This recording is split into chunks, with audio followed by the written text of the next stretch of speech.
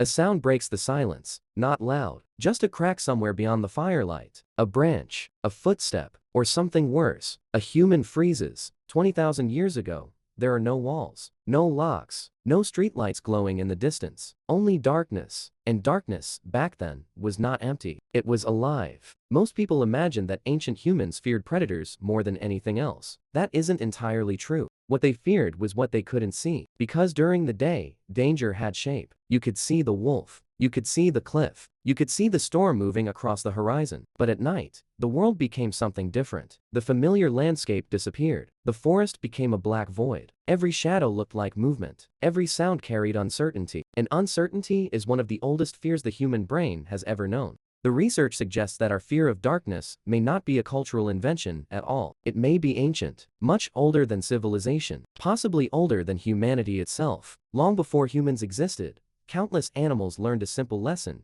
Night changes the balance of power. Some creatures sleep, others begin hunting, and for millions of years, survival depended on recognizing the difference. Humans inherited that world, not as rulers, as participants, and in many ways, early humans were surprisingly vulnerable. They were not the fastest, not the strongest, not protected by claws, fangs, armor, or thick fur. A human alone in the darkness was often prey, which creates a disturbing question. How did they survive at all? The answer begins with something so familiar that we rarely think about it. Fire. Most people think fire simply kept ancient humans warm. That is not what made it revolutionary. Fire changed the night itself. For hundreds of thousands of years, sunset meant retreat. The day belonged to humans. The night belonged to something else. Then fire created a small island of daylight inside the darkness. Suddenly predators hesitated. Insects withdrew. The cold became manageable.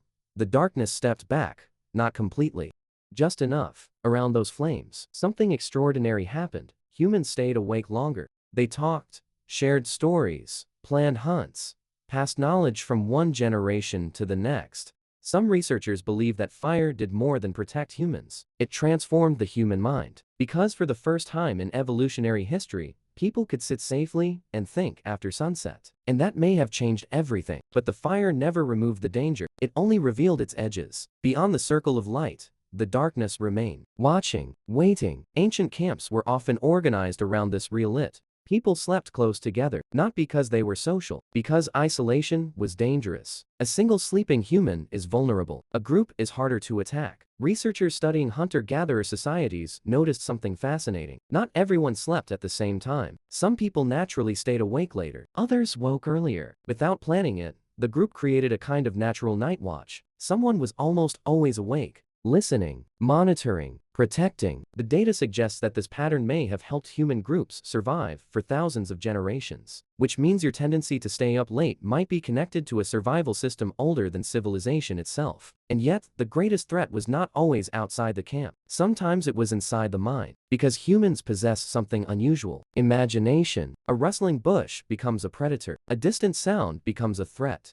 A shadow becomes a face. The same intelligence that helped humans survive also created new fears. The brain began predicting dangers before they arrive, sometimes correctly, sometimes not. And in the darkness, prediction can feel exactly like reality. Scientists still debate how much ancient mythology emerged from these experiences, but the connection is difficult to ignore. Across the world, cultures developed stories about spirits, monsters, demons, and creatures that appeared after sunset. Different civilizations, different continents, remarkably similar fears, perhaps because they were all responding to the same thing. The uncertainty of the night, the feeling that something might be there, even when nothing is. But something else was happening around those fires, something far more important. Because while darkness threatened survival, it also created connection. Imagine a small group sitting beneath the stars. The hunt is over. The fire crackles softly. Beyond the light, the wilderness stretches into infinity. For the first time all day, nobody is running. Nobody is tracking animals. Nobody is gathering food. There is only conversation, storytelling, memory, meaning. Researchers believe these moments may have helped strengthen social bonds and cooperation. In a strange way, the thing humans feared most may have helped create human culture itself. Because the darkness pushed people together, and together, they became stronger than any individual could ever be alone. That may be the hidden story of the night. Not fear. Adaptation. Most people think ancient humans conquered the darkness. That isn't what happened. The darkness never disappeared.